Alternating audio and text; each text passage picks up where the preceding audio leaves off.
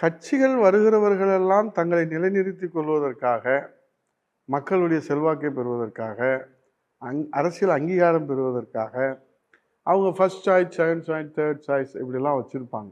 மக்கள் சாய்ஸில் இருந்தால் இந்த சாய்ஸை தேட தேவை.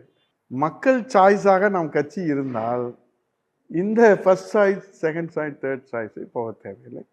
அதை அனைத்து இந்திய அண்ணா திராவிட முன்னேற்ற கழகத்தை பொறுத்தவரை மக்களுடைய சாய்ஸாக நம்முடைய அனைத்து இந்திய அண்ணா திராவிட முன்னேற்ற கழகம் 52 ஆண்டுகள் இன்றைக்கு புரட்சித் தமிழர் ஐயா எடப்பாடியாருடைய தலைமையிலே வலிமையோடு மீண்டும் முதலமைச்சராக புரட்சித் தமிழர் ஐயா எடப்பாடியார் வர வேண்டும் என்கிற மக்கள் எண்ணங்களை நிறைவேற்றுகிற அந்த களப்பணியை ஆற்றி கொண்டிருக்கிறது. அது தெளிவான பாதையிலே இருக்கிறோம். புரட்சித் தமிழர் ஐயா எடப்பாடியார் அவர்கள் அம்மாவின் ஆட்சி மீண்டும் மலர வேண்டும் அப்படிதான் நாங்கள் சொல்லி ஓட்டு கேட்குறோம். புரட்சி தலைவரின் ஆட்சி, அம்மாவின் ஆட்சி மலர வேண்டும். அப்போனா நீங்கள் கூட்டணி வச்சிங்கன்னா யாருடைய ஆட்சி?